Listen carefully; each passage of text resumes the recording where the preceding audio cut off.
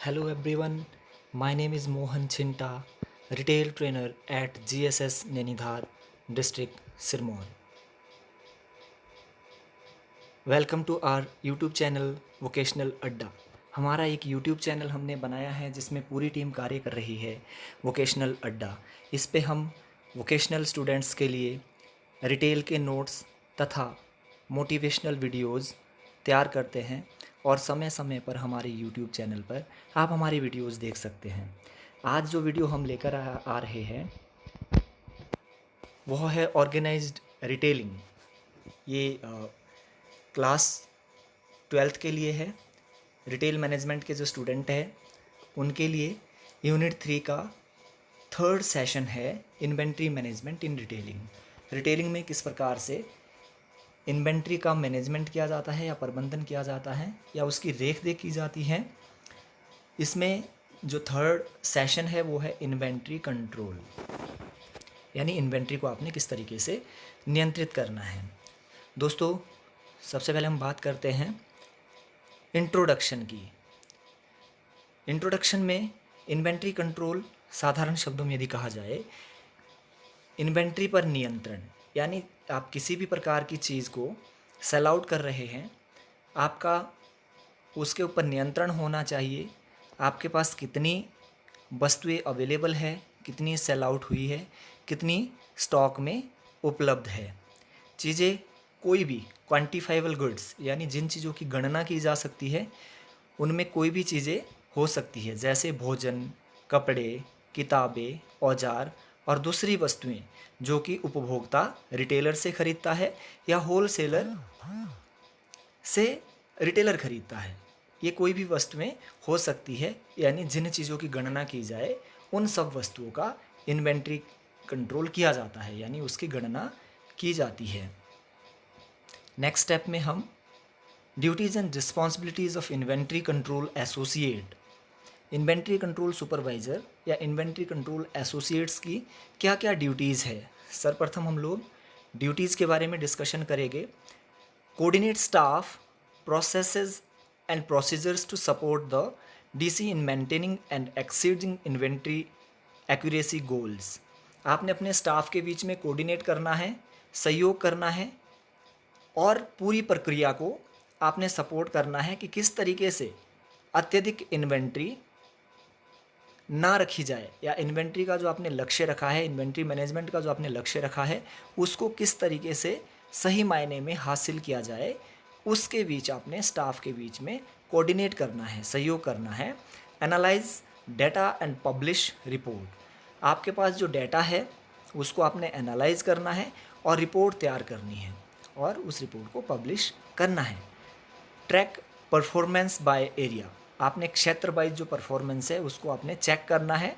Determine problems and root causes, क्या क्या समस्याएं आ रही है उसको आपने पहचानना है और उसकी वजह क्या है वह आपकी ड्यूटी है। Communicate results and recommend appropriate action, आपने सही तरीके से परिणाम लाने हैं और उन परिणाम को लाने के लिए आपने सही तरीके से जो एक्शन है वो लेना है। Coordinate function of the statistical base cycle counting, और यदि गणना के आधार पर कोई काउंटिंग है उसका आपने अपने पास डेटा रखना है, या आंकड़ों के आधार पर जो काउंटिंग है उसका डेटा आपने तैयार करना है। Estimate statistical sampling and financial cut off, और आपने जो आपके फिनेंशियल कट ऑफ्स है उसमें आपने कटौती करनी है, यानी आपने अपने फाइनेंस को बढ़ने नहीं देना है। मेंटेन सिस्टम डेटा इंटीग्रिटी, और आपके सिस्टम में डेटा इंटीग्रिटी को आपने बनाए रखना है, जो आपकी डेटा की सत्यता है उसको आपने बनाए रखना है। Ensure that data sensitive products are checked for expiration, यानी जिन चीज़ों की डेट एक्सपायरी आती है, डेट सेंसिटिव प्रोडक्ट्स जो है उसकी एक्सपायरी आपने जांचनी है। क्वांटिटीज़ आर करेक्ट, आपने देखना है कि उसकी जो संख्या है वो सही है।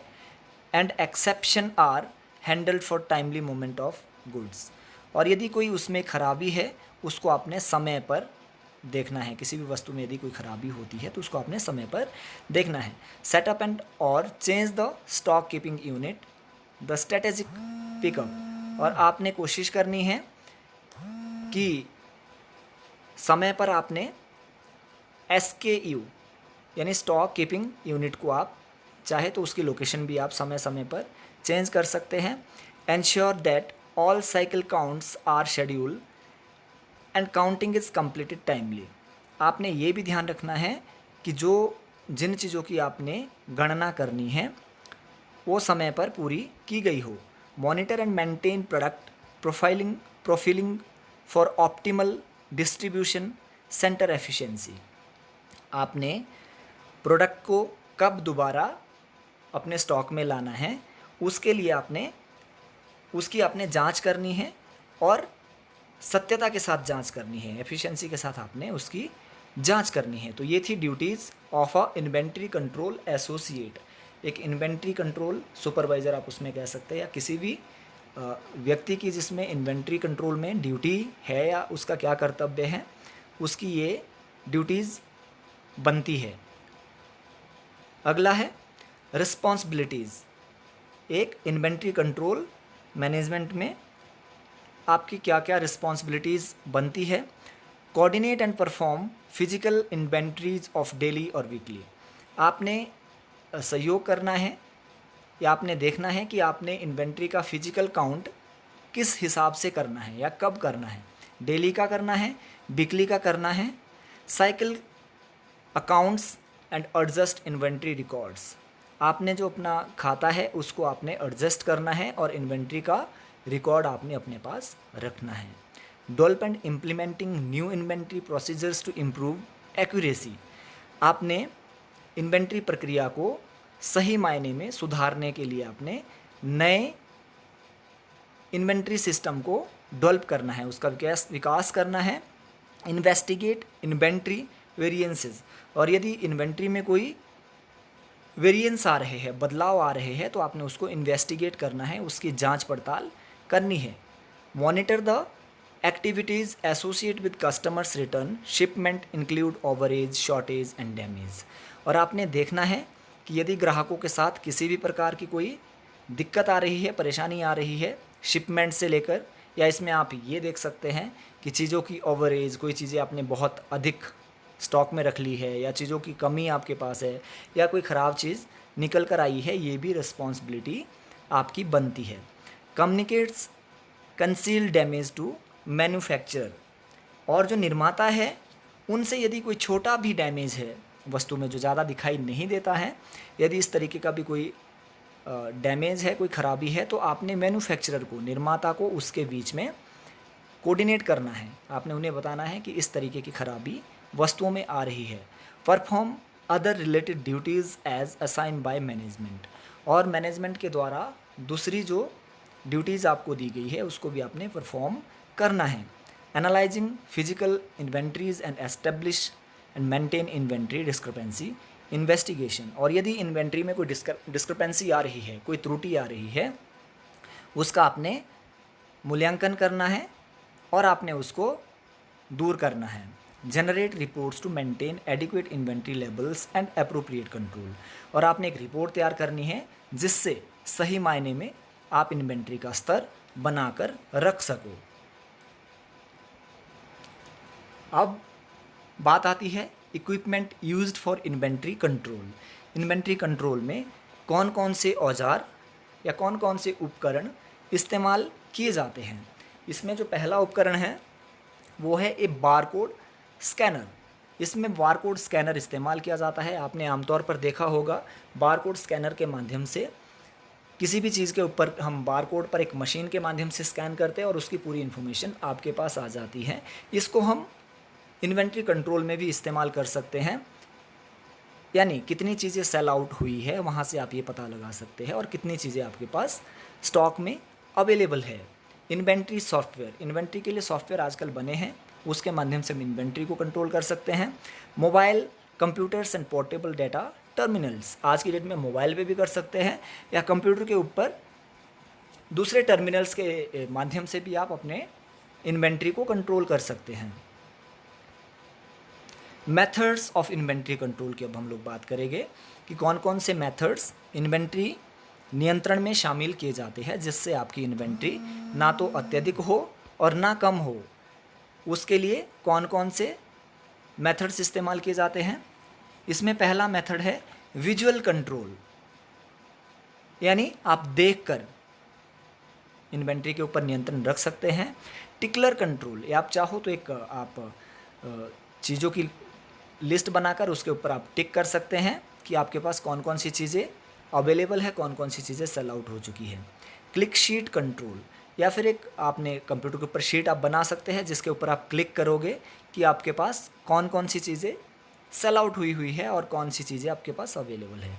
स्टब कंट्रोल, यानी आप एक ऐसी चीज़ को आप एक आइकन या आप एक निशान बना सकते हैं, उस निशान को आप हटाकर, स्टॉप मतलब किसी चीज़ को छुपा देना, उस तरीके से आप इन्वेंट्री को कंट्रोल कर सकते हैं। पॉइंट ऑफ सेल्स टर्मिनल, जो आपका पॉइंट ऑफ सेल होता है वहाँ पर भी आप चीज़ों की गणना कर सकते हैं, इन्वेंट्री को कंट्रोल कर सकते हैं। Offline point of sales terminal, यदि आपका ऑनलाइन पॉइंट ऑफ सेल नहीं है तो ऑफलाइन पॉइंट ऑफ सेल के माध्यम से भी आप चीज़ों की गणना कर सकते हैं। आज आप इन्वेंट्री को कंट्रोल कर सकते हैं। The final method of inventory control is done by an outside agency, और यदि आपका रिटेल ऑर्गेनाइजेशन बहुत बड़ा है तो आप किसी आउटसाइड एजेंसी को अपना कार्य दे सकते हैं जो कि आपके इन्वेंट्री को कंट्रोल करके आपकी इन्वेंट्री की गणना आपको बताएगी। तो ये थे मेथड्स फॉर इन्वेंट्री कंट्रोल। अब लास्ट में दोस्तों हमने कुछ क्वेश्चंस बनाए हैं, मल्टीपल चॉइस क्वेश्चंस हैं। आप भी इन क्वेश्चंस को सॉल्व करके हमें कमेंट बॉक्स में लिख सकते हैं कि इसका सही जवाब क्या होना चाहिए। जिसमें पहला हमने प्रश्न पूछा है, stocks must be managed well in order to, कि स्टॉक जो है किस तरीके से सही तरीके से मैनेज किया जा सकता है। Minimize losses, improvement efficiency, maximize profits, all of the above, इसमें से क्या आंसर होना चाहिए आप हमें कमेंट बॉक्स में लिख सकते हैं। सेकंड क्वेश्चन है, visual control enables to examine whether reduce the inventory, additional inventory is required to control theft, none of the above, यानी विजुअल देखकर आप किस तरीके से इन्वेंट्री को एग्जामिन कर सकते हैं, इसका क्या सही आंसर होगा, इसे भी आप हमें कमेंट बॉक्स में लिख सकते हैं। Use of computer system to control inventory, यानी कंप्यूटर सिस्टम का इस्तेमाल इन्वेंट्री नियंत्रण में किस तरीके का रहेगा, एक्सपेंसिव रहेगा, फिजिबल रहेगा, none of, reliable, not justified. आप इस प्रश्न का आंसर भी हमें कमेंट बॉक्स में लिख सकते हैं। Thank you so much.